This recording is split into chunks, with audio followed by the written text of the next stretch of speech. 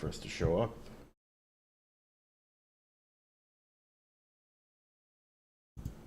We're live here. Then live on this side too. Have you guys been following this superconductor news? We are live, by the way, buddy. Oh, I'm fucked. Shit, I wasn't paying attention. I was on Reddit. All right. Smooth. We hit the button. Hello, welcome to Derps Talk About Games. I'm your co-host, Mango. And I am your co-host, Buddy. And today we're going to talk a little bit about Josh. But before we do that, why don't you the folks at home, what it is we do on this podcast? Just Josh. That's his thing. I'm Josh, right? Like, it's like Captain Barkley. I do Josh. That's what this cast is about. Yeah, on this cast, we like to talk about games. And I guess, I don't know, I guess we're two, like mid-30s guys, and we just have really boring gaming habits because we were like talking about what we were gonna do for today's episode. It's like, what have you done? I don't know. Played like a lot of Battlegrounds, right? Like, yeah, you know, it's just WoW and Street Fighter. It's like, okay, well, maybe. But it turns out that we have a good old fashioned guest star. Okay, don't you love it when podcasts bring on guest stars? Yeah, very very prominent guest, Josh. Josh, say hi to the audience. Hello, audience. I'm sure there are many of you out there. There's three, and only one of them is me. Yeah, two bots. It looks like, and then yeah. So I don't know who 01 Ella is, but they have been watching our stream for forever. So if you're a real person, shout out to you. Yeah, if you're a real person, shout out. Otherwise, It's secretly you know, been me beep the whole boop. time. Okay. Yeah. Yeah. So, I guess we're talking about Josh today. Josh, what's going on? How you doing, buddy? I'm doing good, buddy. What How is are the you? backstory of this get together that I'm jealous that I'm not a part of? Josh about a week ago said, "Okay," to me and Sarian, "I'm coming up on Friday." That's right. That's it. Yep, the I had story? vaguely mentioned I was going to come here, and then one day I was like, okay, I'm doing it. Yeah. No planning. Of course, you know, and so, you know, I have custody of Josh until tomorrow when I leave for Gen Con, at which point he goes north to Con. Oh, I didn't even think about Gen Con. Yeah. At which point he goes north to see our more northern friends.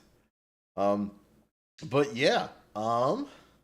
So Josh is perhaps, so we've known Josh or you've known Josh for longer than I have, but it's been like 10-ish years now? I think over 10 with Buddy.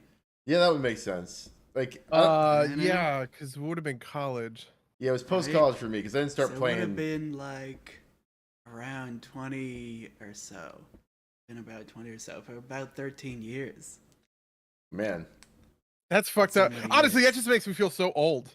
That Yeah. college You are was old, 13 I'm years ago. old, we're all old. I was going to say, like, Yeah. we are also in, like, the 7th year of this podcast, so, you know. Wow. True. Yeah, so we started playing League of Legends with you. Yeah, we did. Do you still play League of Legends? Because Buddy and I don't. No. You play TFT though, right?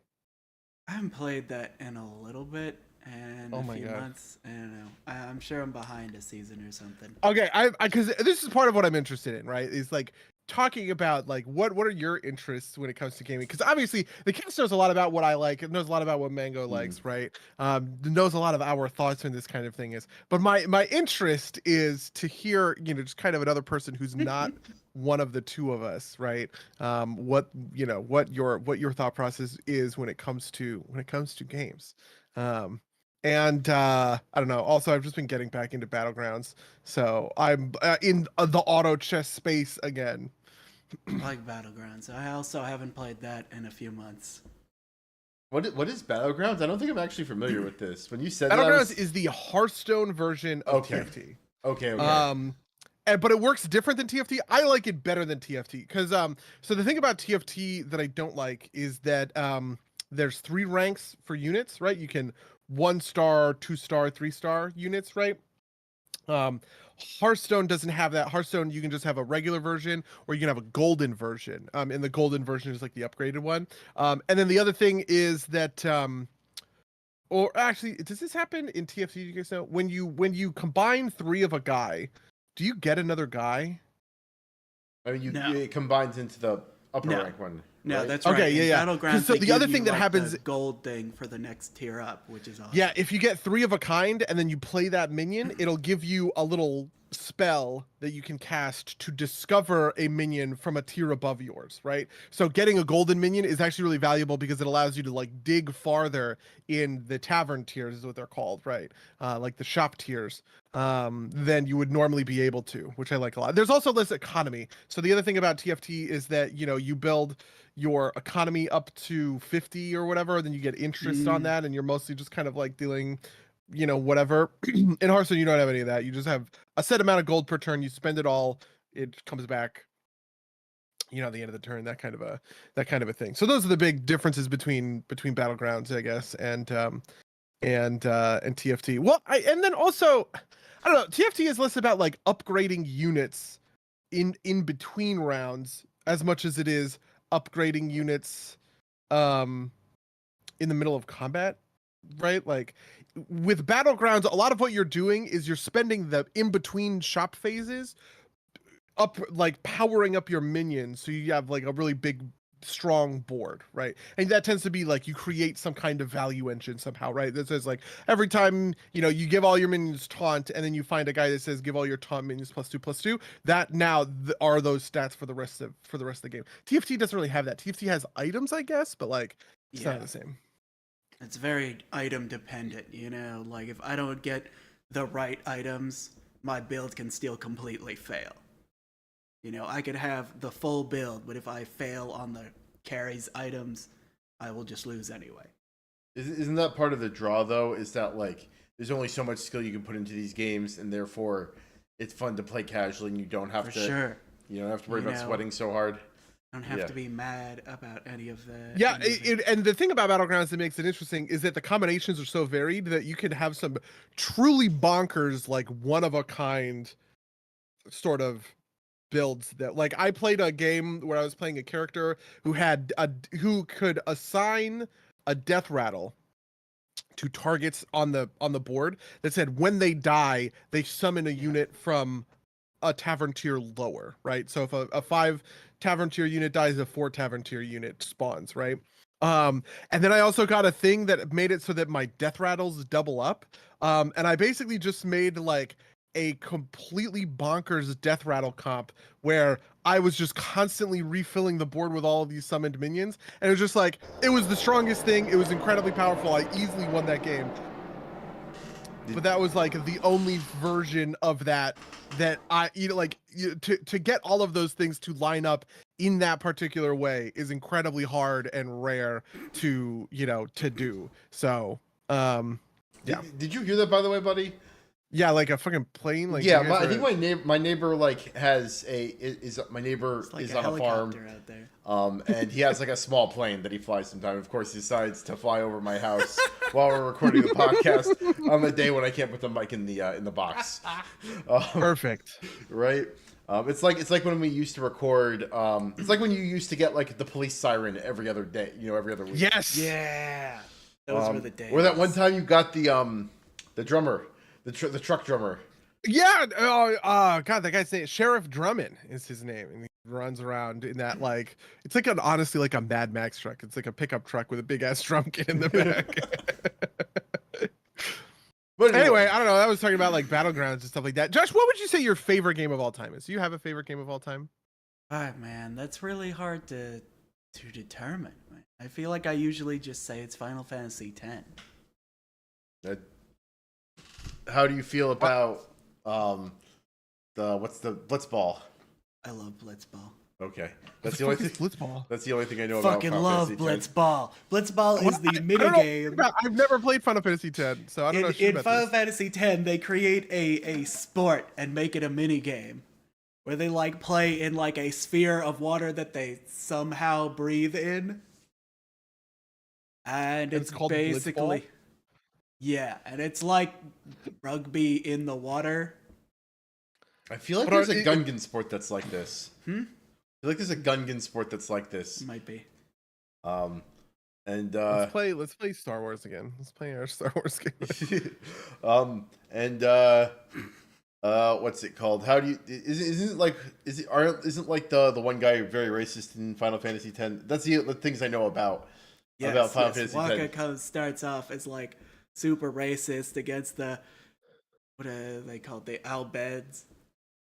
Because they use the machines, and that's bad because it's against his religion. Ah, I see. His brother died not listening to him about not using machines. He's got a deep backstory. And this is what makes it your favorite game? I've just played it a lot. I think this is my first big RPG. How do you feel about 10-2? I'm not as big a fan. Not as big a fan, you know? I know it's controversial. I feel like the story dropped off heavily there. Because, you know, there wasn't a lot of anywhere to go after the end of the first one. They were like, no, money. I heard they walked back some of the stuff that, like some of the story beats from 1 or something like that. Yeah, there are a few like weird things where they kind of retcon a couple things to make it fit. It's weird. What? Did I just drop? Nope. Oh, or did you drop on the? Did I drop? Can you hear? Buddy's not talking, so. Hello. Yes, I can hear you. I'm sorry. Okay. I am looking up Blitzball now. I am reading the Final Fantasy wiki entry on Blitzball. Blitzball is like the apparently I didn't realize growing up that it's controversial. Some people are like, I hated Blitzball. It's like the worst thing ever. Because one of the things, if you want to like get all the best things, Waka is a Blitzball player, and so to get his ultimate weapon and upgrade it all the way, you have to play a certain amount of Blitzball. That sounds terrible. And so if you hate Blitzball, you're just gonna have a bad time getting that. So what about Final Fantasy X makes it your favorite? I mean, like I said, it's my first big RPG. The nostalgia? You know, a lot of it is just nostalgia. Every once in a while, I'll just go back and play it anyway. I feel that way about Super Mario Bros. 3, which... When was the last time you went back and played Final Fantasy X? I don't know, 3 or 4 years ago? We're talking about a game I keep coming back to now. It's probably Stellaris. Huh? Oh, wow. God, I come back to that game constantly. I bet you have more hours of Stellaris than I do. I haven't played Stellaris recently, but I mean to because they had a new expansion. Like 800 or 900 hours in that game. What? Jesus Christ! Now, in my defense, I constantly it's my game that I like leave on when I'm working, so I'll just pause it while I'm working and just kind of leave it there. So it has like significantly more hours than I've actually played in that game. It just kind of I mean, I do want to be clear that like you are talking like I have 900 hours in Total War Warhammer 2. I have like 400 hours. What do I? 431 hours in Total War Warhammer 3. I have 279 hours in Stellaris, which to be fair is fewer than I would have anticipated. So like it's not like any of us are gonna fucking shame you, especially because of WoW, right? Where all of us probably have ungodly amounts of time. Charlo in the chat with spicy takes. There is no defending Stellaris. And he says, if I did my /played WoW, I think on just Baron, I think might be over a year. I think it might be over 360 days. See, it's hard for me to get there. Yeah. I switch characters a lot. That's fair. Actually, so that's maybe an interesting thing to talk about. We talk about WoW a lot on this podcast. What do you think of the current expansion, current patch? Let's see. I like the current expansion. I think they've made a lot of improvements. I think dragon riding is awesome. I think questing is a little bit better. The environment is awesome looking. I am behind in the storyline, so I can't really comment as much on this. I'm also behind this. This is actually the first WoW patch. Usually I push right through that storyline, and this time I have barely touched it. I just kind of have skipped over that, and I'm just continuing the raiding. Yeah, I haven't done like all the dragon hatching stuff, and I need to like get my Loam Niffin up.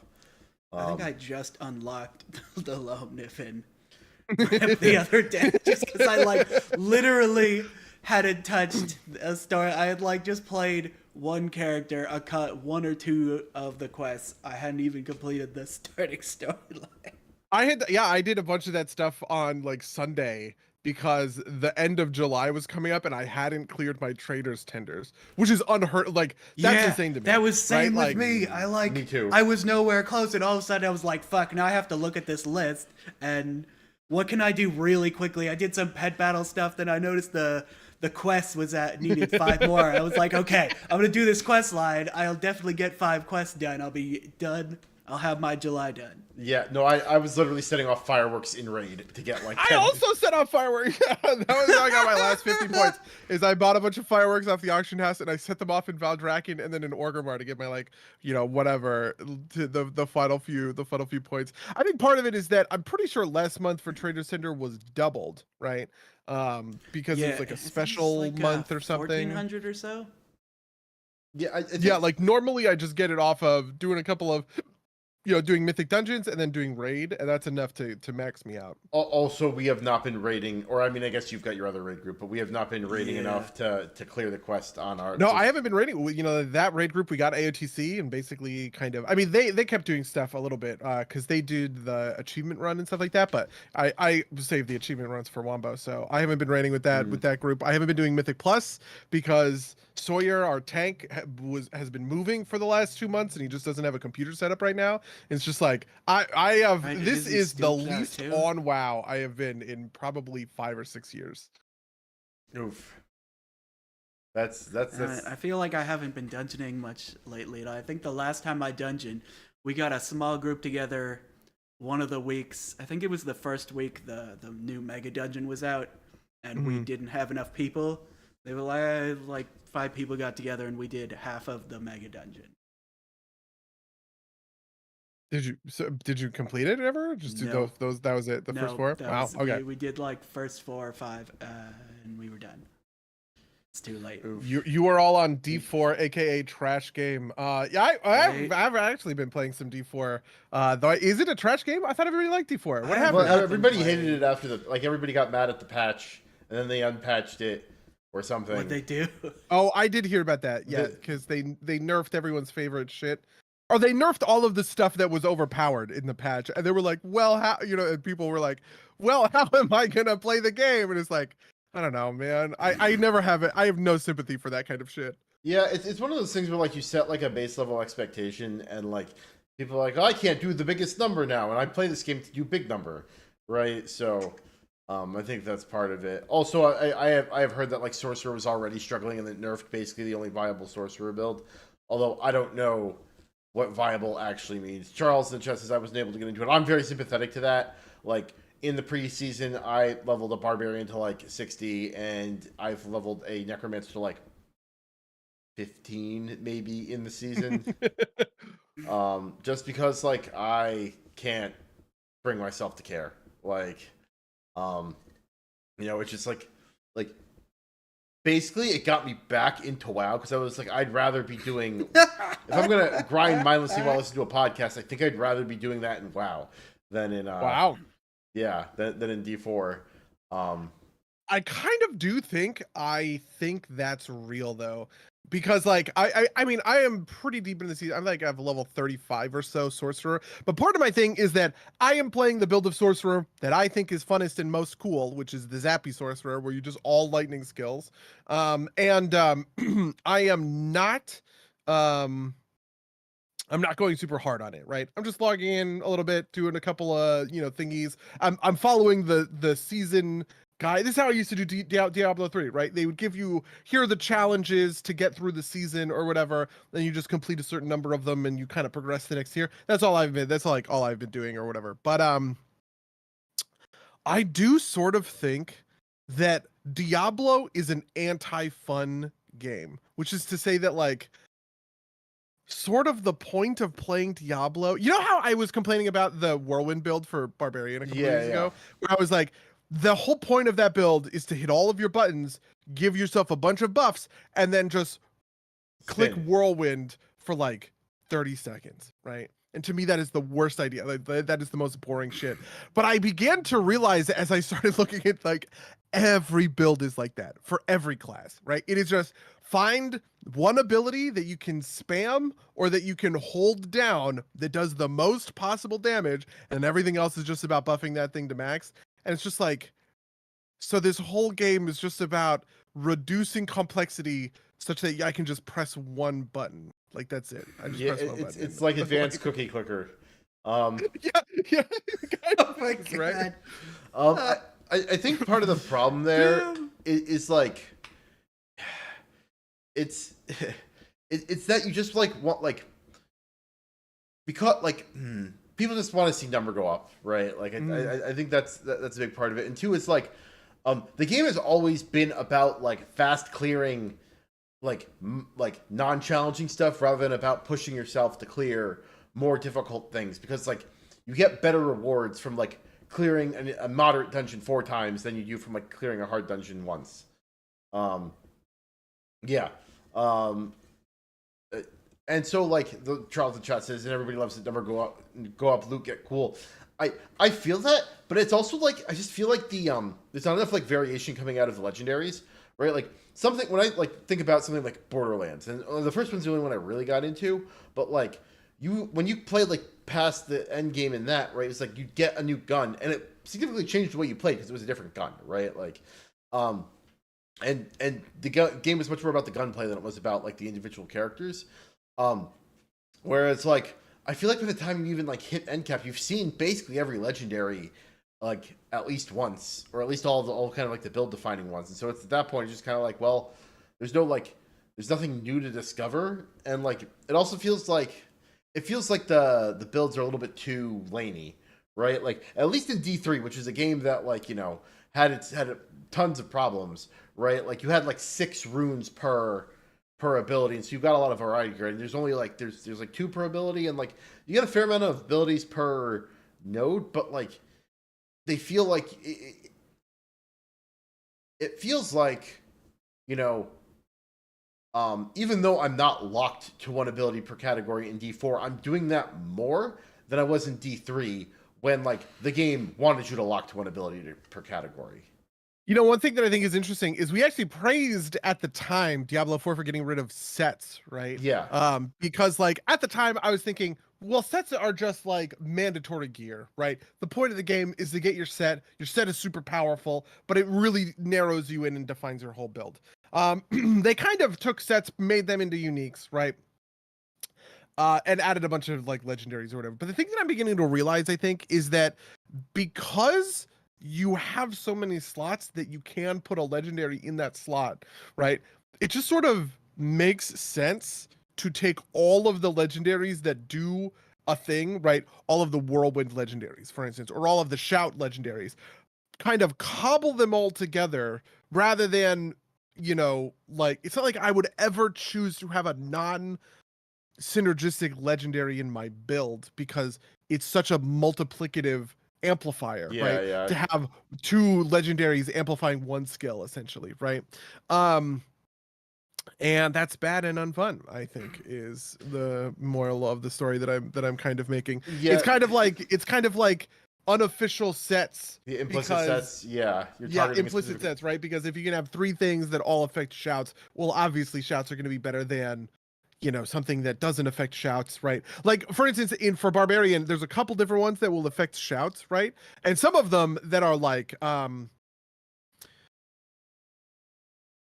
it's like one of them that says when you use a shout, the cooldown on your other shouts is reduced by a certain amount or whatever. And it's like, that's not even a legendary that's encouraging you to go 1 skill. It's a legendary that's encouraging you to go 3 skills deep. And it turns out that's the cornerstone of every Barbarian build, because getting all of the shout legendaries is just like the most powerful thing you can possibly do. Yeah, set bonuses are cool, I think, and give you something to chase, especially if you if the way you earn them is unique. That's what Charles says in the chat. I do think I agree. This is sort of the Destiny mindset, right? Destiny says that in order to get your super cool exotics, you have to kind of go through like a quest chain or whatever. It's always a little bit of a balance between when that becomes like Sisyphean sort of Sisyphean. Sisyphus? Yeah, Sisyphusian. Sisyphusian, right? Yeah. Where it's like I have to churn through this boring content in order to get the thing that I want. This is like the WoW problem that a lot of Shadowlands and BFA and Legion had, according to players, right? Where the gap between them and the things that they want was too far, and so now we have Dragonflight, where you just kind of always get what you need. Yeah.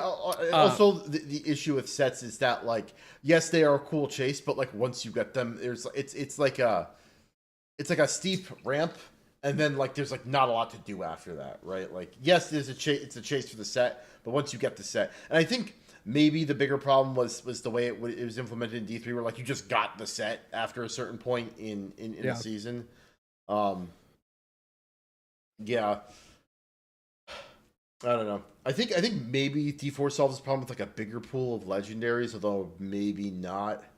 Well, so the thing I thought they were going to do, because they had said that there were going to be new legendaries and uniques coming in the season, I had thought that they were going to rotate out the legendary pool, right? It turns out I misunderstood that. Really, what they just meant is they're going to add one legendary for each class and one unique for each class, which is like the boringest possible way to handle it. You guys should enable guest star to enable these drop-in hot takes. What the fuck is guest star? There's got to be some Twitch functionality that I don't know, right? Yeah. I don't know if this if this matters, but Charles would know about that stuff. Also, actually, I can't. So we are simulcasting to YouTube, and I'm sure that won't work if I enable guest star on Twitch. Sorry. Imagine that is very cool functionality. Lol, failed Twitch marketing. Yeah. Okay, No. but anyway, we're getting a little off topic from the topic of today's episode. What is Josh. today's episode? Oh, well, then you got way off topic because I doubted whether I'd want to play Diablo 4 so much. I just didn't get it. Yeah. Hey, you're smarter than us, right? Yeah, like I spent like $60 I was or very $70 on the to play. fence. It was like, you know what? I'm too on the fence for this. There are other games I'm looking forward to in the next month or two. I'll be fine. All right. So besides WoW, what have you been playing lately? And Stellaris, I guess, since we talked about. And so What are you looking forward to? Like you said, Baldur's Gate 3 is coming out Thursday. Armored Core 6 comes out at the end of the month. Everybody's talking about Armored Core 6. Can somebody explain to me the hype? Is it just that it's FromSoft or whatever?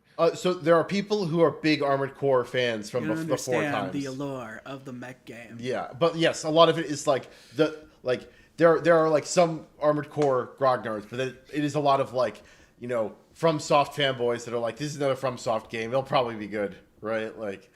It's like Dark Souls with mechs, but it's not, right? Like, okay, I'm all for the mech game. I am so in this for the mech game. I think that's actually a good point too, right? Like, mech games are a popular genre that we haven't gotten a real kind of like what would the word be? Like a real marquee game for in a while, right? Like Mech Warrior hasn't been a thing for a while.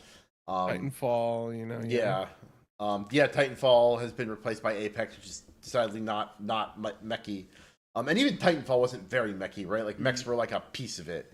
And like there's like some free to play mech games, but like those have their own kind of like pal on them. I've tried a few out, but like they're kind of clunky, or they're not like as interesting, because one of the allures of a mech game like Armored Core is you can kind of customize your mech. You can put your parts together, whereas a lot of them are like, here's your assigned mech.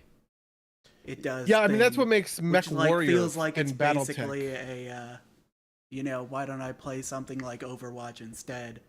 If it's locked, if my abilities are perfectly locked in, there's not really any difference. Yeah, there's definitely something really alluring about the idea of like customizing my own mech. Right? Like the Tinker phase from my childhood for forever. Did you play the BattleTech game that that Paradox made? No, I don't think so. Okay, because I might even say that tinkering with my mechs in the mech bay is more fun in that game than actually fighting with the mechs are. Like fighting with the mechs is like cool, but it tends to be pretty, straightforward, right? You aim at guy, you shoot kind of thing. It's actually kitting out your mechs and like doing the whole kind of the, going to different, systems, buying new mechs, getting mech parts. combining them to make mechs. Like, I feel like that's actually probably the thing that I really like about BattleTech. Yeah. Oh man, that reminds me of you play like a Metabots mobile game, right?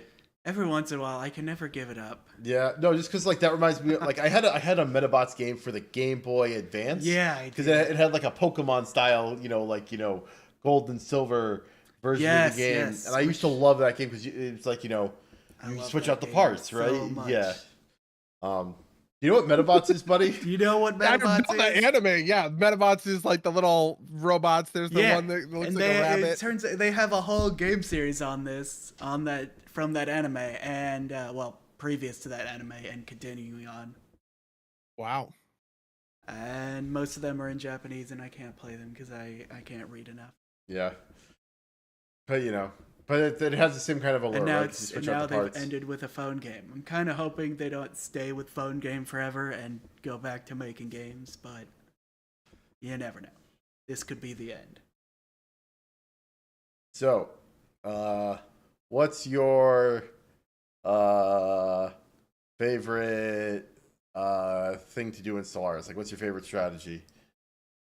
Fuck, that's so hard. I play so much Stellaris.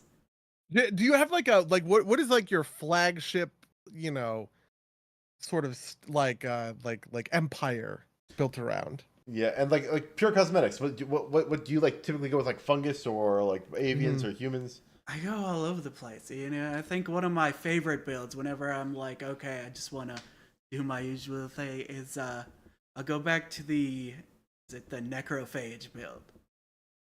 I love that gameplay. Very cool. Where they I don't actually know what the necrophage origin is one of the origins. It's you have two races. You have basically the parasite race and the normal race, and so you have a special building that every whatever amount of time it converts the lower pops into your advanced parasite pops. It's like the Trill in Star Trek. Yeah, kind of. It's so one of the things there is you can just go around being like a barbarian despoiler and stealing other people's pops to fill up your need for more pops to convert. That is typically one of it's funny because I typically don't think that raiding and high combat is actually a fun way to play grand strategy games, right? Normally I think that those builds are they're kind of uncompetitive in a way. Just because it's hard to make that sort of level of aggression work out in the long term. You're just investing a lot of sort of future, I guess I would call it future capital, in military units that you're keeping around. I'm thinking about a game like Civ or something like that, right? Yeah, it's kind of like high risk, high reward, right? Like you got to keep the ball rolling. Maybe you're playing as Genghis Khan, or I don't even know Civ is like civilizations. Like there was one where they had the battering ram, I think, that could siege down ancient cities. If you're playing in a multiplayer game of Civ and somebody's playing that guy, right? That is a very high risk, high reward strat, because it is they either cannibalize their very first neighbor and just kind of win because they have two capital cities right off the bat, when everybody else is just trying to figure out kind of expanding, or they just lose and are fucking useless because that kind of thing never scales into the late game. And you have somebody who's playing a more kind of conventional Germany or England or something like that, and they kind of take over in the mid game, right? It's also kind of like a dick move because it's your neighbor's another player. It's well, the four of us were gonna play, and now it's three of us, right?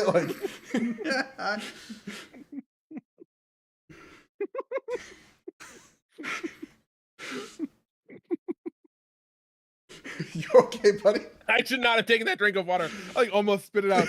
Okay, do you remember, especially because Charles is in the chat, do you remember the game, I think it was Civ 5 that we played, where you and Charles were fighting over my cities because I wasn't religious and you guys were trying to convert me your religion? That was actually really funny. So in Stellaris, it's interesting because I have played the Barbaric Despoilers build where the first ascension perk you get is raiding party, where you could get into raiding stands and abduct bombs. Yeah, but there's a trait you don't need to get that for. You can get that without having to get the ascension perk. Oh, fancy. Yeah, yeah. So Interesting. usually you just Yeah. go that way. I don't have to waste my. It It feels like a waste to use my ascension perk on that when there are way better things. So Josh's been telling me about like, oh, they introduced the leader update and the leaders have more like stuff to them. It feels like it's like slowly turning Stellaris into CK2 in space. The more you talk about it, right? Like, you know, Yeah, more yeah, it's the personalities on the latest. leaders. It's more personalities on the leaders. Leaders now have like value when they level up. Whenever they level up, it's like here's an option of either upgrading a previous trait or gaining a new trait, and it'll show you which ones. And then when you hit like level 3, you get like a categorization of what that leader is. You know, boosting to whatever. Each leader has different things for that. And they are legendary leaders that have like super powered traits and are ridiculous. And you have a what do you call it? A like council that you assign people to, and they have effects on your entire empire now. Yeah, that is very CK3, right? Like the most important thing in my head when it comes to Crusader Kings is assigning your council, right? Yeah. Yeah, well now And making that's sure you have, really like- important. It still hurts. Maybe I'll So you look at get Stellaris some again. ridiculous. Yeah, I know. bonuses. I'm not thinking the exact same thing. Well, I've been getting into Anno 1800 again, just because a friend of mine was like, "Hey, buddy, is this a fun city builder?" And I was like, "Yeah." Like I lost like 2 weeks to that game, where I was just like, like it occupied my whole life. And then I saw that there was a new update, and I was like, okay, they're doing airships now. You can do airships in Anno 1800. So I have now sunk back into that hole. But it's always really easy to get me back into playing Stellaris. So I feel like I am always playing one like core build. I tend to expand very aggressively and very Yeah. fast, and then I like to just sort of sit in my gigantic empire and turtle until like the end game crisis. Always a good strat. Do you like to go like offensive? Do you like conquering a lot of territory?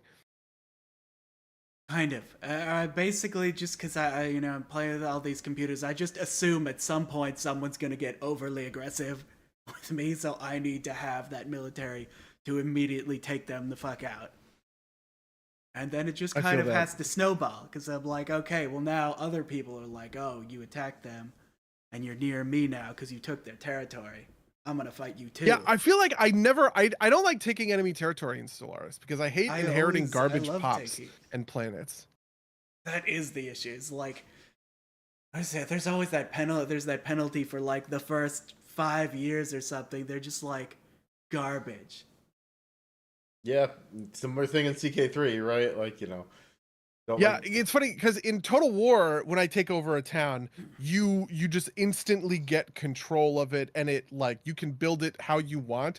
But because when I take over an enemy's planet in Stellaris, I'm inheriting the way that they built that planet. I have this weird tension of like, okay, well now am I going to invest a bunch of resources in like completely Fixing it. redesigning their whole planet from like the ground up and how it fits in, and like that process is like daunting in a way, and I just like never want to engage in it, Especially which is why I early just like on to when you turtle. just don't have the mineral resources for that. Yeah. That And feels like a great way to play Stellaris is like if you suspect your friend is going to try and take you over, you just like build a planet like really shittily. That way when they take it, they have to deal with it. I mean, kind of, yeah. Well, my thing is, I really like star bases too. I think my favorite thing in Stellaris, just like on a almost like a kinesthetic level, is to have war declared on me. But like, you know, there are those choke point systems where it's like Yes, all the I do that all the time. I will take that choke point system and I will build a star base up in that is just like the most god platform, and I'll just keep my fleet there Yes. so that like when they come in it's a bloodbath, right? And I destroy the entire enemy fleet. I don't know, is it like, maybe I would call this like the, you know, like the Maginot Line fantasy, right? Do you guys know what the Yes, so Maginot much Line fun. is in No. World War II? The French in World War II, the French built a incredibly powerful defensive fortification against on their border with Germany, right? Basically, they were like, fuck the Germans. World War I sucked so bad. We're not letting them do this shit again. So we're going to build this really, really dense fortification along the border. That border was called the Maginot Line. The Germans would eventually completely fuck over the Maginot Line by invading through Belgium, right? They Yep. invaded Belgium, went around, blitzkrieg the shit out of the French behind the Maginot Line. They like collapsed immediately. But I just think that there's something like really satisfying about like fighting in a defensive war like that, where you are just like an impenetrable wall of armor that refuses to die, right? I've used that for offensive too. I like lock out one of the choke points that they can use to get into my empire and just have my entire fleet swoop in from the other one. Oh, that's interesting. Yeah, I mean, I think whenever I'm expanding in that early kind of exploratory phase, I'm always claiming up to the choke Yes. point and then backfilling, right? It's kind of like in like a coloring book or whatever, right? You color in the outline of the thing and then you fill it in then you fill it in later. Yeah, Stellaris game, or rather a Paradox game about map painting. Tell me more, right? Like, True. um, but yeah. What else? What else, man? Do you have other strong opinions on World of Warcraft? How did you feel about Deathlands or whatever that was called? Shadowlands. What? Shadowlands. How did you feel about Shadowlands? I was You not hated the big Shadowlands. fans of Shadowlands, and I thought the What the was story what was were not your issues with nearly Shadowlands? as interesting or engaging. As Dragonflight? I feel like Dragonflight is much more interesting. and on Didn't all of topic us with just say that with we the hadn't done normal. this story? Yeah, you haven't done the story, right? I haven't done the latest patches story. I've done all Okay, the cool. other stories. What is interesting about the Dragonflight story compared to Shadowlands story?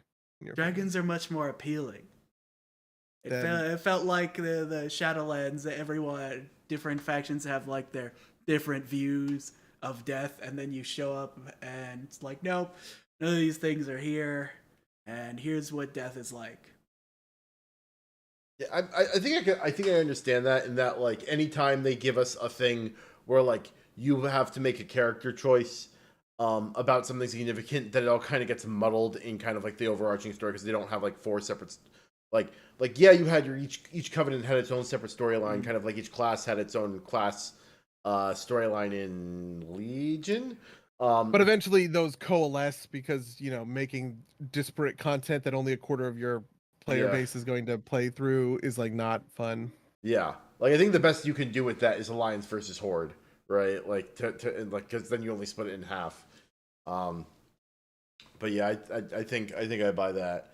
How do you feel about Morchi? I haven't played that fight yet. Okay. How do you feel How about? do you feel about Morchi? I think it's a dumb name. I do think it's a dumb name. Why? It's a perfectly reasonable name. I don't like it. It sounds Morchi. dumb. It feels like every other Infinite Dragon has a cooler name than that, so that's why it's dumb. Boo. Yeah, Morchi is fine. I Mor wanted- is a clear prefix for death, right? And it is a rewritten version of Chromie's name. It's perfect. I'm not saying it doesn't fulfill the rules. I'm saying it sounds dumb. Yeah. Right. Like I wanted that other Infinite Dragonflight dragon that you kind of like half work with in the in like the first patch to be Right. to be Dark Chromie. Oh, yeah. Also, Chromie's name isn't Chromie, right? It's like Chromadin, or it's she's got some like real name, right? Yeah, it's like Chrominius or something. yeah, Chromodorm. I think it's Chromormu? Chromadormu or something Yeah. like that. Yeah. Dormu, I don't know. yeah. Dormammu, I've come to bargain. But I think maybe that's what I really would have wanted, is like instead of it being Morchi, it would have been like a thing that like had her take like that was a little bit more serious, because like my expectation is that the arc is going to be if she figures out how to keep the Infinite Dragonflight from ever happening, right? Because like that's Chromie, and Chromie never gives up, right? And like I feel like a Infinite dragon that had given up that hope would be appropriate, right? Like, someone who doesn't embrace, like Morchi still embraces kind of like that, like childlike wonder, and maybe they'll surprise me. Maybe the story will have something that deals with this, right? And it's like,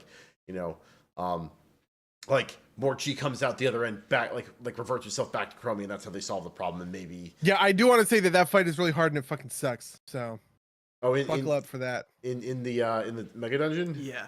Yeah, and I did the mega dungeon last week with some of the other folks in Ray. It was like me, Lokix, Druid Bull, and Lou, and Dave, I think. And the Morchi fight is a doozy. Okay. I never did the mega dungeon in Shadowlands, so I don't know if I'm ever gonna do this mega dungeon just because, like, I didn't do the hard mode. I never. I loved Tazavech. Yeah, we did Tazavech in Shadowlands.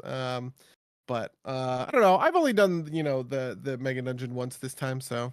And it was late at night. It was after raid, and we were all really tired, and we were trying to do it in one night, and it's just like doing a full raid and then doing an 8-boss mega dungeon is like a lot.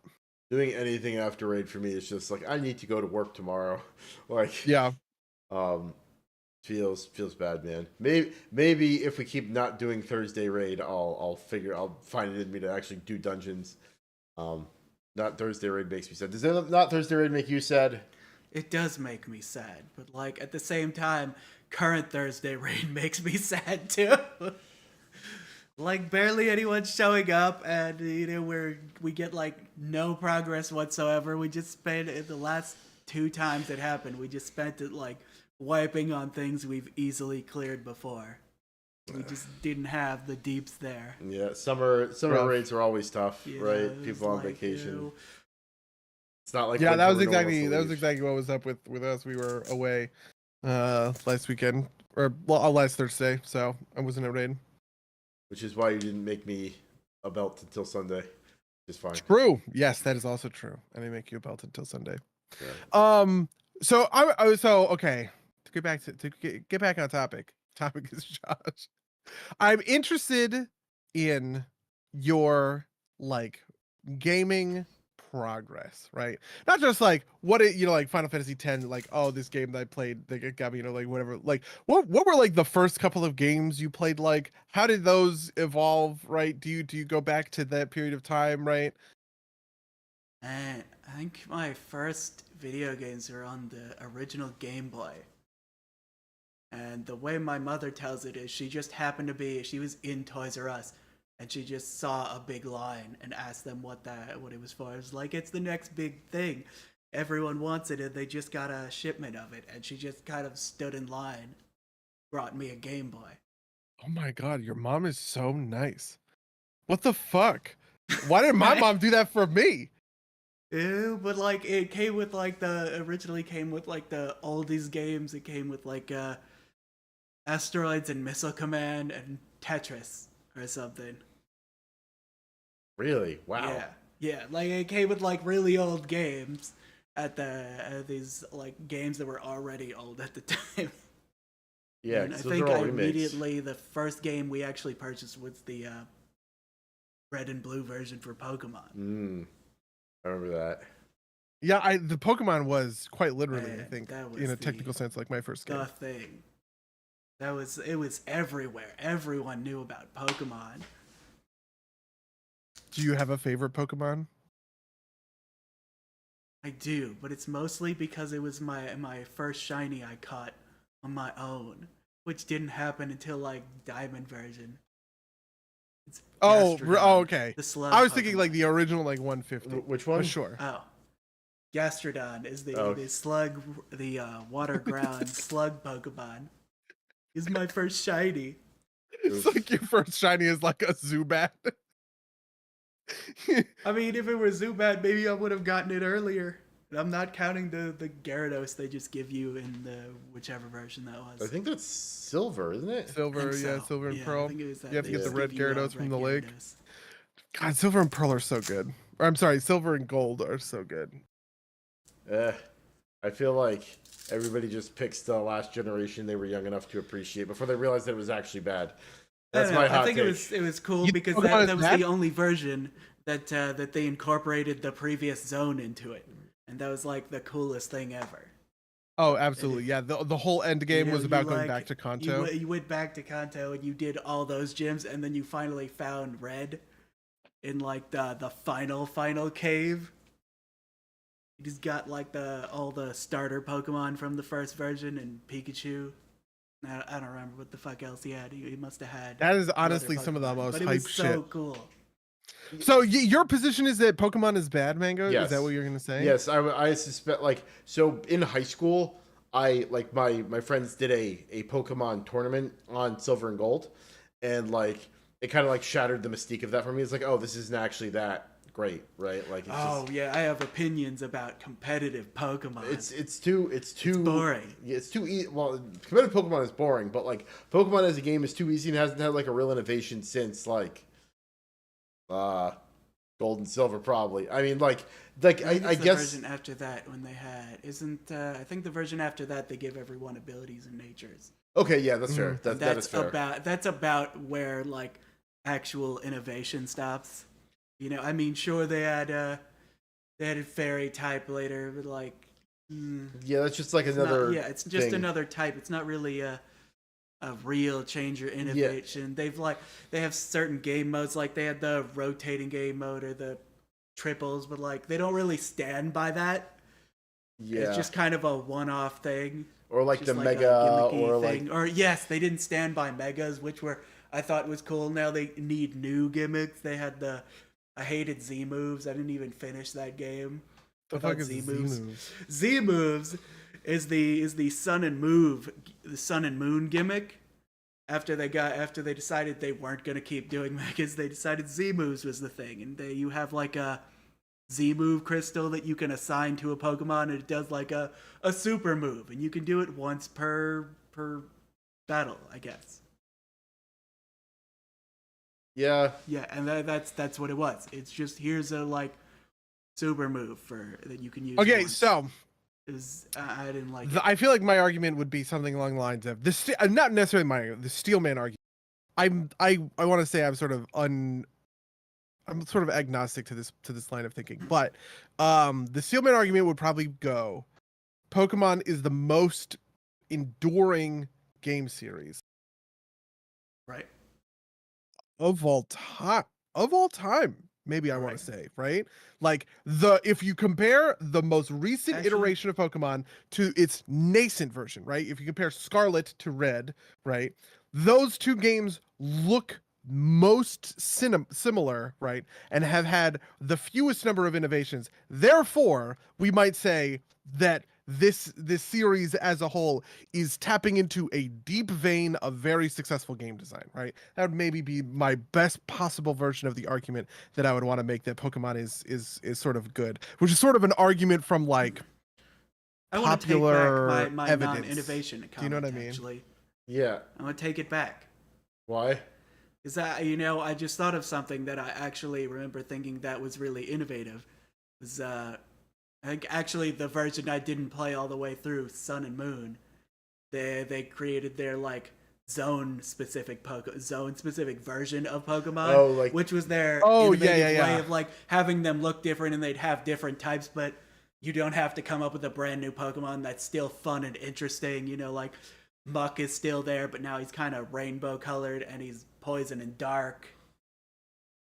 I thought that was a good idea. Yeah, I actually also thought that was sweet. That was a good idea. I haven't played any of these games in a real sense. They finally gave like evolutions to Pokemon time. you always wanted them to give evolutions to, and they were just like zone specific evolutions. So I think that might have been the next version. I get that, but that also feels like it's just kind of like filling. Like, it doesn't feel like innovation. It just feels like filling in more numbers. Sure. But I get that. And I think, Buddy, to you, like, that's like, you know, Fruity Pebbles has been around for 50 years, right? Like, does that mean it's like haute cuisine? To be fair, I don't know. First of all, I would say that it depends on the specifics of the question that is being asked, right?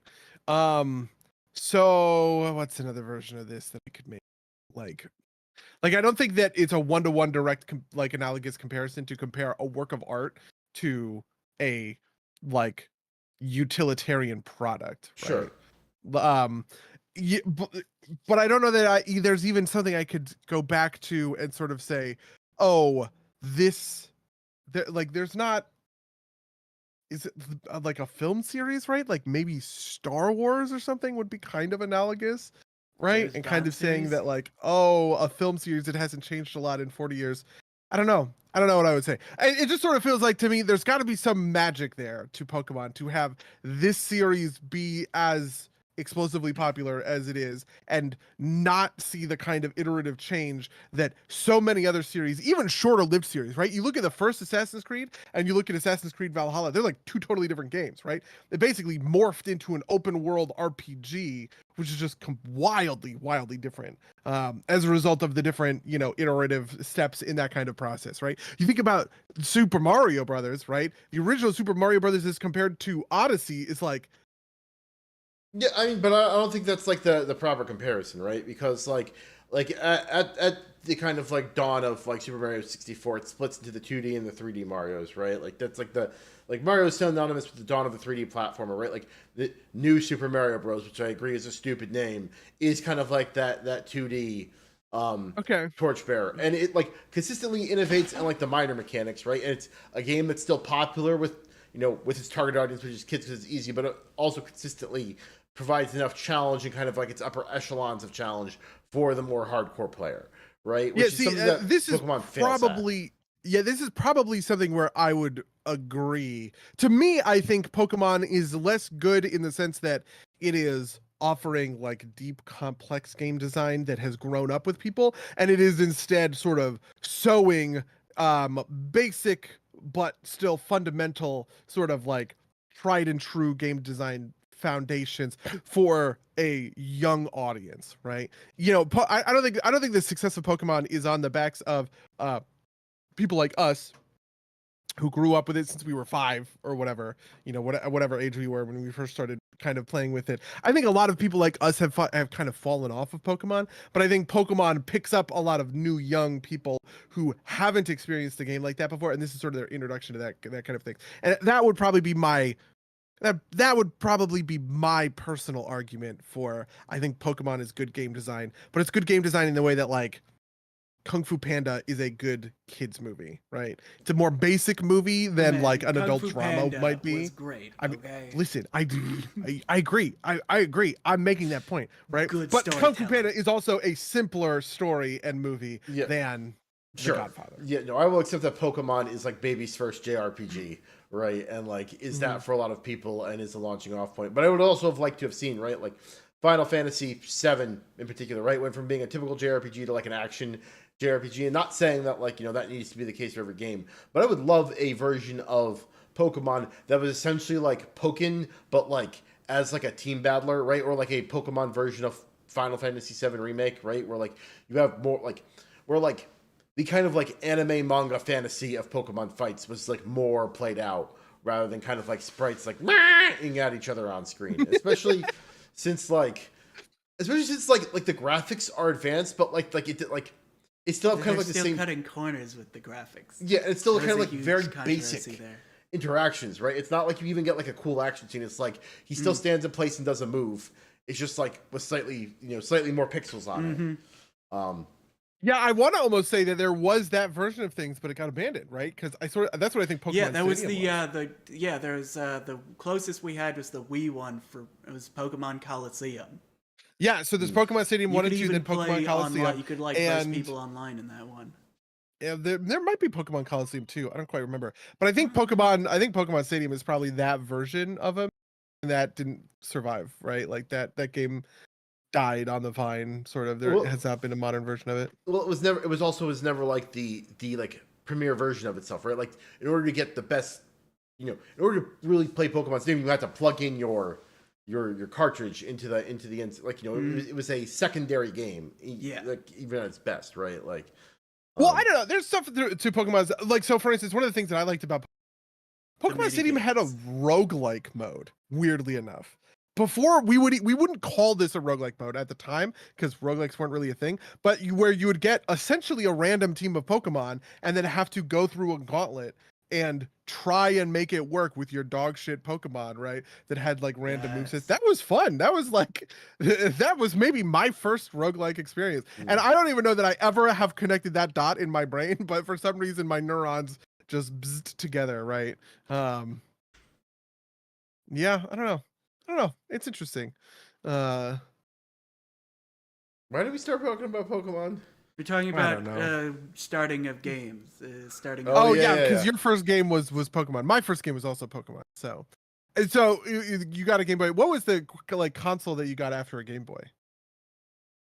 It must have been It's got to be the original PlayStation. Okay. I Did you got play that Twisted before Metal? the N64. I definitely played Twisted Metal. Oh, so much. Did you fun. guys have you guys heard about the Twisted Metal TV show, which is apparently really good? What? There's a I Twisted don't Metal TV understand how show. that could be a good TV show because it was a very simple premise of a game. Everyone's got crazy vehicles. They shoot. You drive around shooting each other. Yeah, there's like lore. I don't know. This Twisted. I know hold on, there's let me a see little if I bit can of find lore, it. but I saw people talking about this on Twitter today.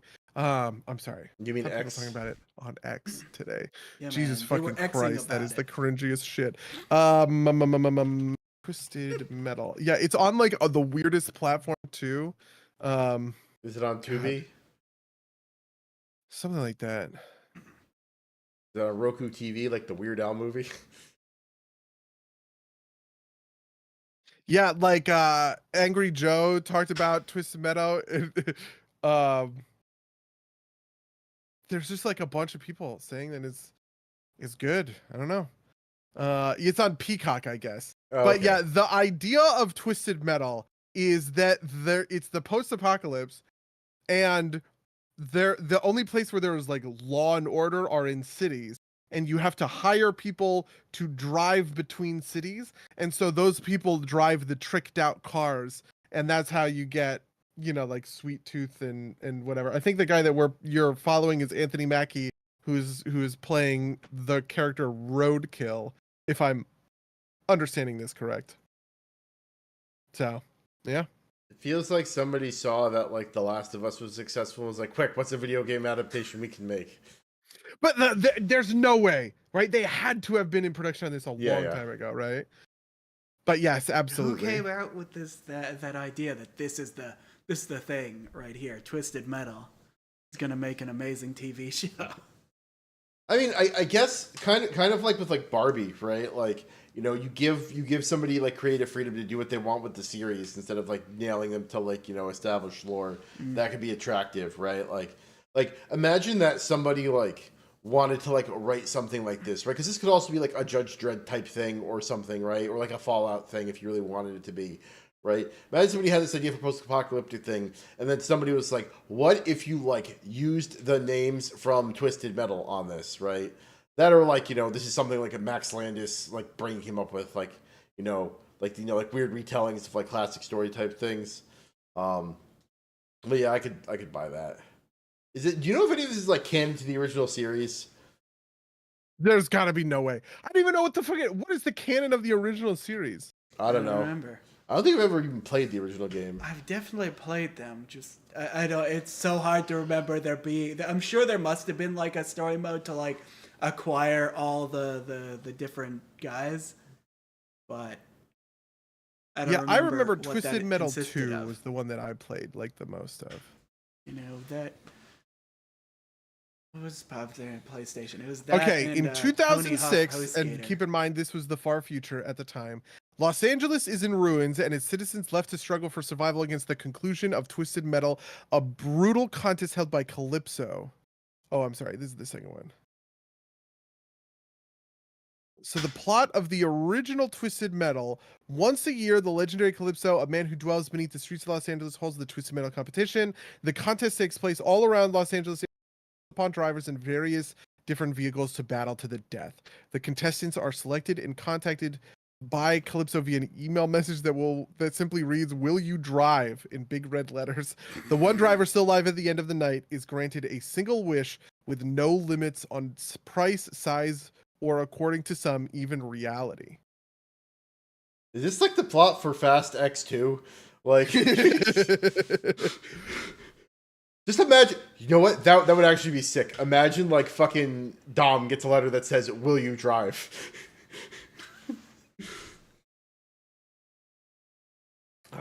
But yeah. Speaking of crossovers between televisions and video games, did you guys see that like Nicki Minaj and Homelander are skins in Call of Duty? No, I don't play Call of I Duty did know much. that Homelander was a skin. I think I saw Nicki Minaj. That might have been a troll post on one of the social media sites, but I think I saw that. Let me see if I can verify this. I feel like there's Fortnite no way was the this is major real. one that does all the ridiculous amount of skins. Yeah, Nicki Minaj is coming to Call of Duty Warzone and Modern Warfare 2. Oh my Why? god. And What? Snoop Dogg. And I don't understand how Savage. games work anymore. You pay money. Like I think that Modern War like COD is slowly turning itself into Fortnite, right? Like because you're right, Fortnite is the game that has all the it skins. has so many skins. Maybe Call of Duty's like we want some of that child money. Instead we could, That money that children steal from their parents and then they have to like yeah. hope they can get back. Activision was like, "Ha! Teens are better at stealing money from their parents. They can buy more expensive skins." This is like the worst thing I've ever seen. I'm looking at the boys trailer in Call of Duty. Yeah. No. Yeah, it's just a skin, right? It's not like it does anything, right? Like, I don't know. I mean, he's using his heat vision. He's flying around. Do you get to fly around in Warzone? That seems so ridiculous. oh, maybe is it like? Oh my god, what? He's injecting himself with superpowers? Wow. Okay, never mind. You can fucking get superpowers in Warzone, apparently. I bet you you're right. It's like Fortnite, right? Remember when Fortnite did like the Infinity War crossover and you could play as Thanos, and Yeah. like it wasn't like a thing you chose; it was like a power up on the map. I bet you that it's like that for Warzone, and for like the regular thing, it's just a a skin or a costume. Yeah, okay, I understand. It is essentially there is a gun, which is laser vision, right? And so it is someone with a Homelander skin using laser vision, I right? see. Which is, I guess, interesting. I don't know, man. It's funny, those battle royale games really fell off for me.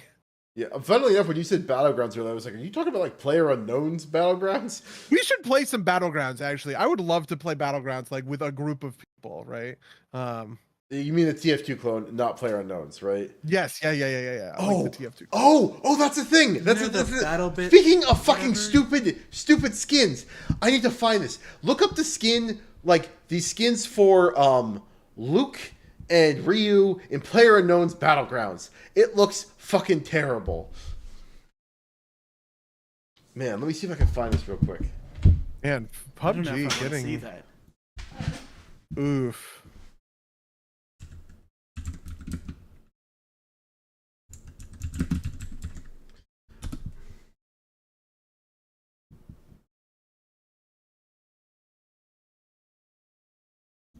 Oh my god, Ryu looks so bad. Holy fuck. He's so pasty. Why would you do this?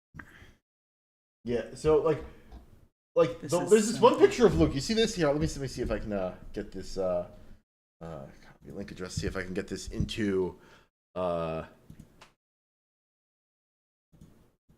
this real quick. Browser.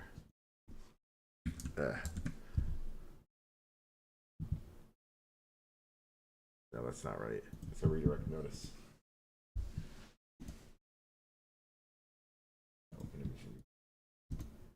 Sorry for the folks listening. This will be very nothing because it's an image that isn't going to show up for you. We turn this on? Put it on top. Yeah. So this picture of fucking the thing I got this from is PUBG's We Have Street Fighter at Home crossover. This fucking Luke neck just like sends me every fucking time.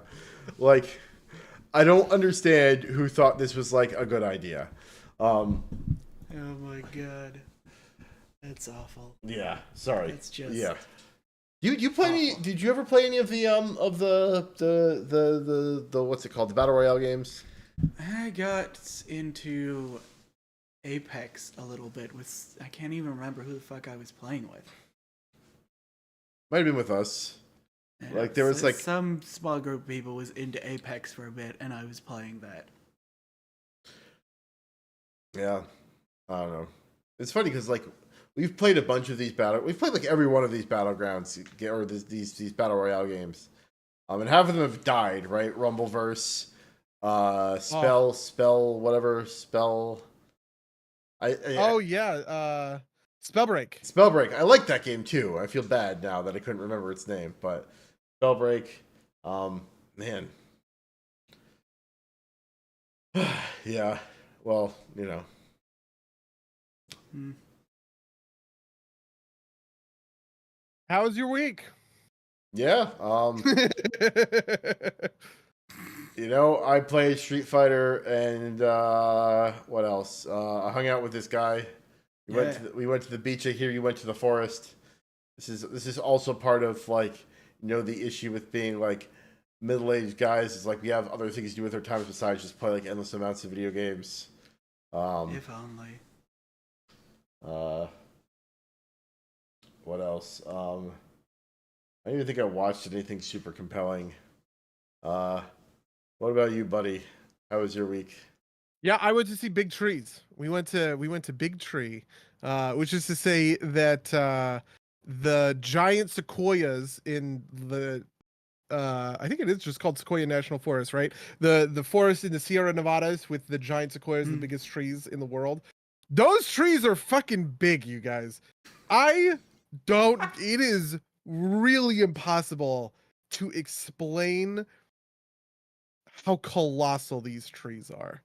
I would I don't know what else am I supposed to do? I would fucking recommend it. Have you ever been up to Muir Woods? Because the sequoias aren't as tall as the redwoods, but they are like volume wise bigger. Yeah.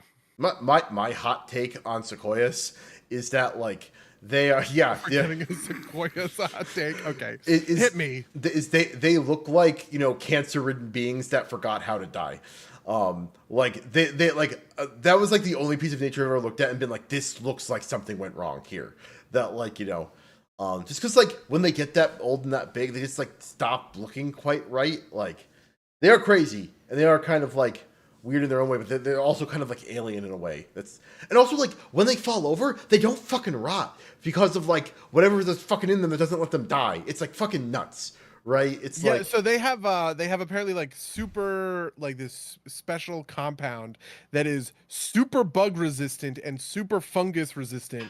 So yeah, they don't die. They just kind of lie there, which is real nutty. It is also nutty that all of those sequoias are like thousands and thousands of years old, right? Yeah. This is like a tree that is like 2,000 years old or whatever, like in front of you. But it's also because of the fires, right? They're the reason that they look like that is because there's like wildfires or whatever, and their bark is very fire resistant, but it scars, right? So there are these like they're just kind of covered in these like fire scars, basically. Yeah. And that was also another thing too, is like I assume maybe they'd be a little bit less than they are just because like California is supposed to have like we have done such a good job of preventing wildfires that like, you know, this is why California gets these flare-ups, because it should have been burning at like they should have had a lot of smaller fires over the past like 100 200 years, and it just hasn't. But you know, this isn't a forestry management podcast. I can't speak on it with any authority. Yeah. But yeah. Do you have opinions on the giant sequoias, Josh? Do you have I haven't opinions on giant seen them sequoias? yet. Come on, bud. I think they're cool, man. You should go see them. My apprehensions about them looking like cancer trees aside. Yeah, so I have not gone to the redwood forest, right? Which obviously was right across the bridge from you when you lived in San Francisco. But that is where, yes, the tallest trees in the world, like Hyperion, which is the tallest tree in the world, but is like secret, like because they don't want anybody fucking with it. Somewhere in the Redwood National Forest. It's not the largest tree. Yeah, the largest tree is the one I saw. General Sherman, No. we call him the General. No, because the thing about tree... sequoias is they are cylinders. They're not cones. Most trees are conical, right? In the sense that they start with a wide base and then it narrows and tapers to the top. A sequoia it's not quite it still does taper, but the top is thick and rounded, right? If you were to like see them or whatever. Yeah. So that just I have gives to the give you tree a more fun tree volume. fact then. Yeah, look at these tree That facts, buddy. Yes, fun tree fact is that the largest tree is actually neither of those. It's the aspen tree. They grow in like groups that are the exact same tree. Yeah, there's a single large Yeah, organism, they, right? That's like basically you no, have it's- where you see like a ton of them is actually just one tree. It just shoots up from Oh, underground. I do It know shoots what you up mean. basically another tree. Yeah, like General Sherman, I think would be probably the biggest single stem Yeah, tree. fun tree fact. Yeah. Just podcast about trees more often. People love trees. Well, yeah, it seems like it's like a colony, right? So Yeah, but Yeah. they are connected, right? They are all one single organism, technically. So yeah, it's like you look Google Okay. like world's largest organism. It's like a colony of trees or something that are all like have one connected root system. They're technically all one thing. okay, I see what you're saying. Yeah. But yeah, funnily 2,000 acres of fucking trees. Holy shit. funnily enough, I was like a year ago, I was on a hike in just in the forest, and I like got off the trail, and I was like, and like I was like I saw it on the trail, I started walking, and I just like see this plaque on a tree. It's like, this is the tallest tree in the Northeast. I'm like, what the fuck? Why is there a random tree with a plaque on it in the middle of the forest? So Is it a pine tree? I think so. I'd have to go look at my photos to think I took a picture of it, but yeah. Yeah, I have also been to. Do you guys know about there are special oak trees in super old oak trees in England, and I've been to one called the Major Oak in Sherwood Forest, which is a giant oak tree that Robin Hood is said to have like that was like one of the places where he was hiding out in Sherwood Forest or what. That tree is also huge, but those trees are huge in like a fat squat way, right? Like they're not tall at all. They just are kind of like a big round thing. But like the trunk is just like this, like it's like a boulder basically. Yeah. Big trees, the podcast. Oof. Oh, we really are 30-something men, right? Have you ever been to Joshua Tree? Oh, That's up by you, right? yeah, I've been there a bunch of times. Yeah. Have you ever been to Joshua Tree? No, I have not. I have not either. That's the thing I should have done while I was out west, or like while I was living out there. Is like taking a vacation at Joshua Tree. To be honest, Joshua Tree is actually like I would actually recommend. Here's a hot take. Joshua Tree itself is okay, right? But I think the real effect of cool Joshua trees is not to go to Joshua Tree itself, but to go up a highway called the 14, and then west on a highway called I think the 138. The 138 is this highway that runs along this river called the South Fork River, right? And it is, when I say runs along, I mean it is you are on the cliff going every squiggly twist and turn, right? And the river is below you and it is whitewater rapids, right? Like if you were to fall in that river, you'd fucking die, right? But the drive up there through the desert, you pass through a section of desert that is at the right sort of like altitude and condition to sport Joshua trees, and there are so many of them. It is almost it really makes you go like, oh wow, I understand why these are like cool and important, right? Sounds like a trip I should do sometime. Yeah, I want to do that. I want to do Zion National Park too, just because like all those things out west. Zion National Park's by like the Vegas. Utah one. Yeah, okay, yeah. I know what you mean. It's like yeah, I mean, yeah. Like that would be a thing where like I'd fly out to Vegas and like do a loop around some parks and like either go to like Denver or like come back to Vegas. Have you ever been to Vegas?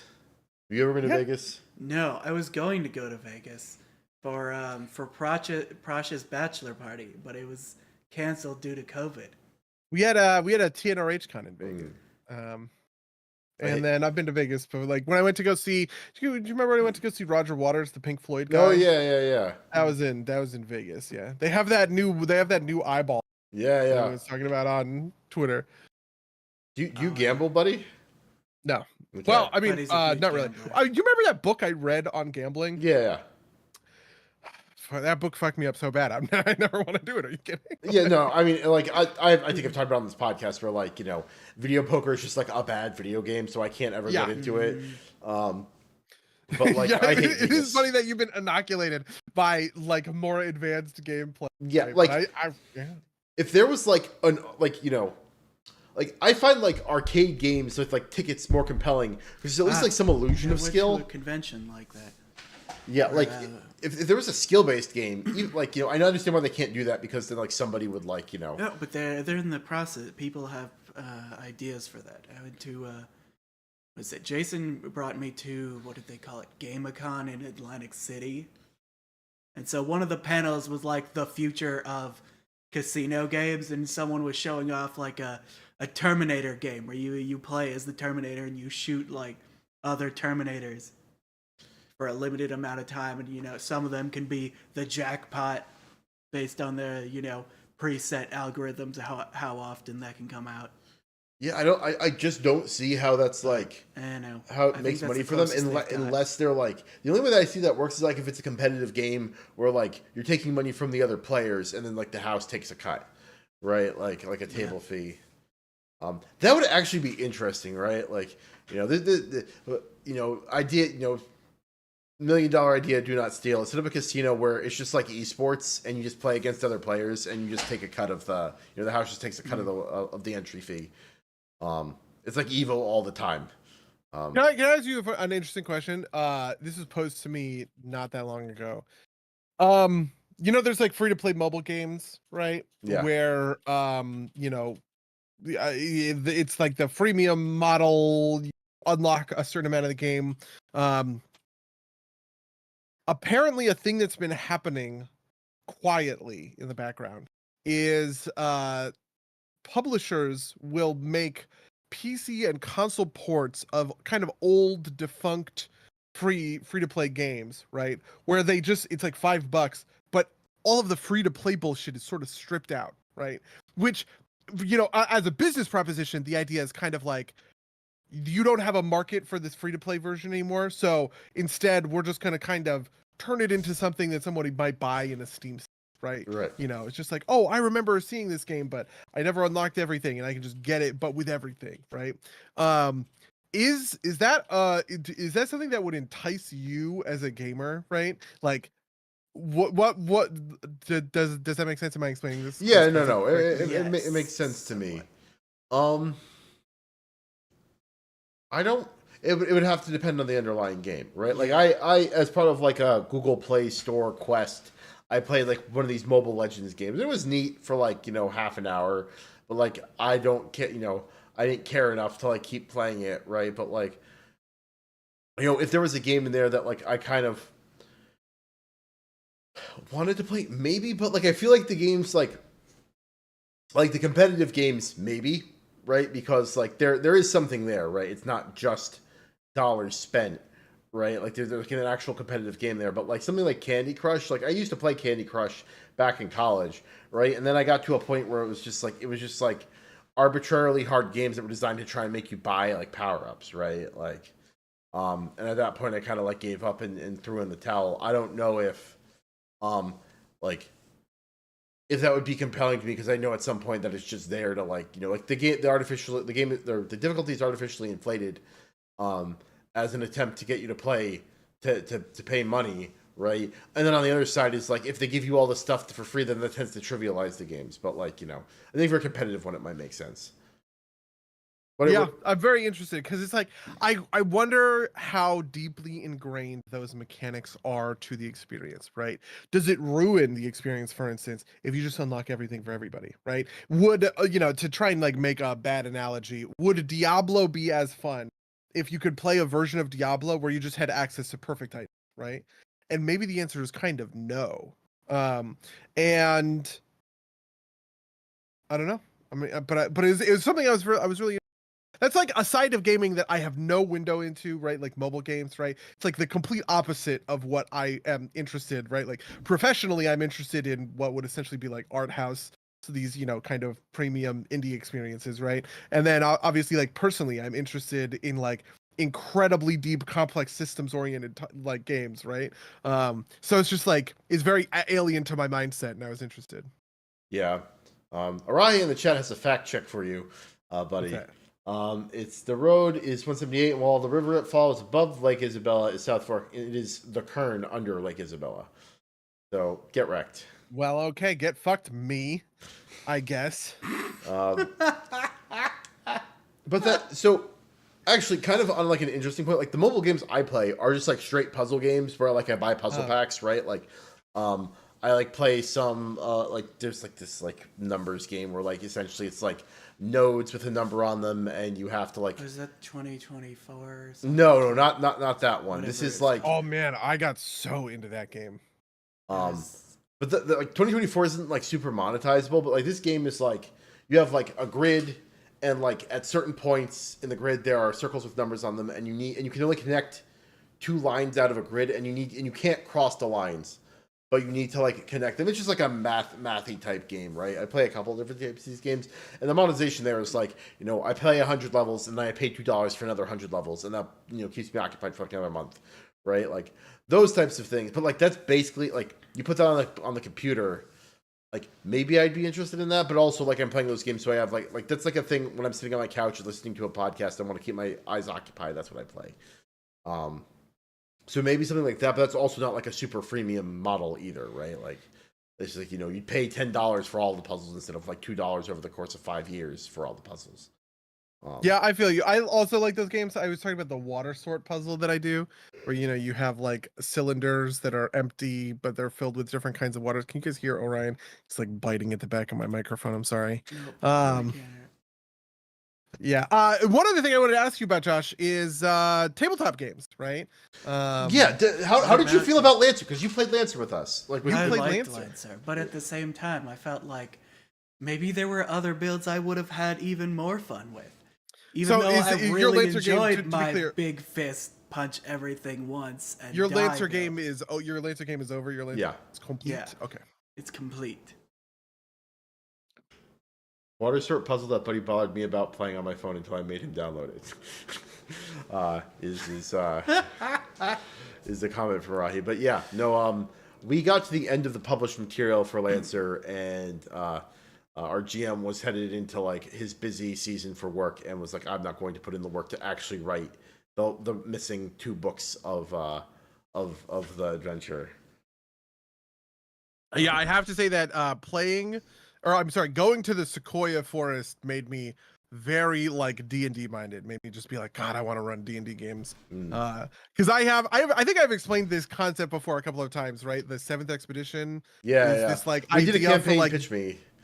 Yes, we did do an episode on that. Yeah, the idea was that it's like D&D Lewis and Clark, right? You know, this frontier, this continent. Somebody has to be a cartographer and kind of map it all out. And the idea is it's the players, and there have been 6 previous expeditions that have all failed. You guys are the 7th one. I always come back to this idea, but like being in the Sequoia Forest and being just like, whoa, even in movies and stuff, like in Avatar, right? There's obviously big trees in Avatar and shit like that. I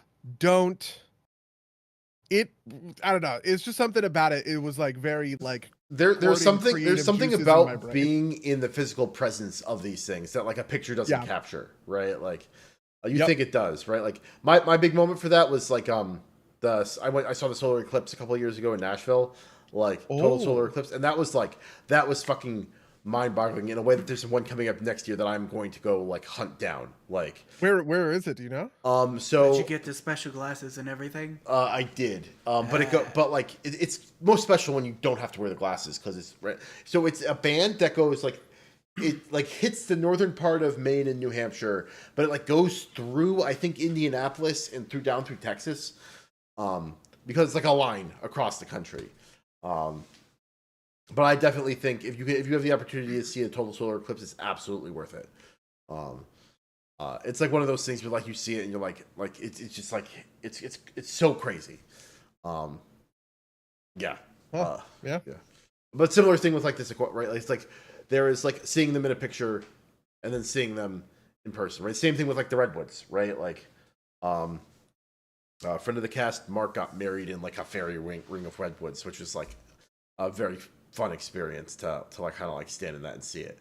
You know, it's yeah, it's crazy, crazy stuff.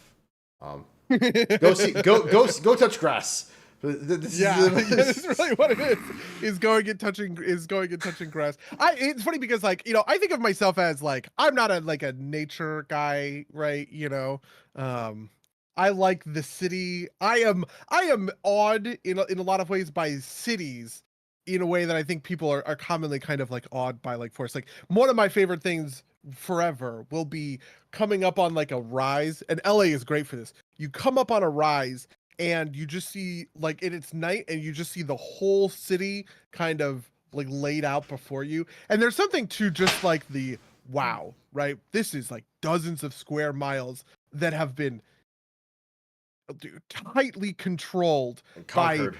yeah, right, exactly, by the power of human ingenuity. There's something really awe-inspiring about that. There's a highway actually near our house. When you go from the 105 to the 110, you kind of go up and around this loop. It's actually in La La Land. This You know is that like first this dance is like scene the in La La most. Land? This is the most LA you've ever been. I know. This is- I'm sorry. I just have to explain it. No, honestly, this is the least LA I've ever been because nobody in LA would ever fucking say. Everybody in LA fucking like hates this shit, right? And I was constantly talking about, oh, I'm going to Joshua Tree or whatever. It's like, no, fuck that, man. Like, I really like, I want the concrete jungle, right? I think that stuff is like breathtaking to me. Like when you see the skyscrapers from downtown LA, like against the hills of where Dodger Stadium is, and it's like, holy fuck, humans built that. That is a really nuts thing to me. I really like seeing like hard edges of like society and get like, you know, you fly into Las Vegas and you see just like this like patch of like nonsense in the middle of this like desert, or like flying into Miami, right? Like the city just like stops and it's Everglades, right? Like it doesn't like Yeah. peter out like you know like a lot of like suburbs do. It's just kind of like there is a line and it's like super densely packed houses all the way into like core Miami. It's fucking nuts. Like, but I definitely Low key, I actually think Miami is sweet. I feel like I would actually really love Florida, like as a place to live, right? Like with the beach and with the Everglades and shit. That's cool. Alligators, fuck yeah, bud. Let's go. Yeah. No, it's funny. It's a shame that he left the chat, but a friend of the cast, Charles, lived in Miami and like didn't like it. Or my understanding, I haven't talked to him deeply about it, was that he didn't like it. He moved to St. Petersburg, across the state. Oh, across the Yeah, I was like, St. Petersburg, Florida. Russia, Petersburg, Russia. No, St. Pete, as it is known in Florida. I didn't even know there was a St. Petersburg. I don't like Miami. Fuck this. Move to It's like, you know what I mean? It's like people, this happened in Mexico City. People during COVID moved to Mexico City because the cost of living was insanely cheap or whatever, Yeah. but you're still in like US time zones or whatever. And it like became like an issue or something like that. I don't know. I remember I was like reading stuff about this 2 years ago, in the middle of like lockdown in the pandemic. That would be that. This feels like a you know a 70s communist booster story. Is like, I was tired of Western decadence, and so I moved to St. Petersburg, right? Like I moved to the great Moscow, where it is great and the people are equal. There's definitely no starvation. But yeah, no. Yes, St. Petersburg, Florida, very different than St. Petersburg, Russia. But yeah. Well, we're towards the end of our time. We've got a raid to get to. Are you rating? Are you rating from from Mango's house? Yeah, why not? I've got a laptop. Fuck yeah! Okay, let's go. Yeah. If you want to email us about any of the things we talked about in this podcast, reach us at derpsgames@gmail.com or podcast@derpsgames.com. You can follow us at twitch.tv/derpsgames or youtube.com/@derpsgames, where these go out live. Rate and review us on iTunes or wherever you find podcasts. All the links are down in the description. Buddy, do you have anything you're looking to promote? I don't have anything I'm looking to promote. Josh, do you have anything you're looking to promote? You're damn right. True. I want to promote Super Raft Boat Together on Steam. And what? Tell us a little bit about Super Raft Boat Together on Steam. Super Raft Boat Together on Steam is my youngest brother's video game produced by Brace Brace yourselves. yourself gaming. People who do Crypto the Necrodancer. Yeah, and it is available now. It is what would you describe as like a party game? Like Yeah. it seems like it's best enjoyed in a group. Yeah, I would say that. Yeah, I would definitely say that. They're constantly adjusting it. Apparently, early on, people were like, "Oh, this is too easy." They've upped the difficulty like 2 or 3 times. Response Gotta to devs. satisfy the gamer's needs. Yeah. All right. Well, with that, I'm going to say until next time, dear listeners. Until next time, loyal listeners.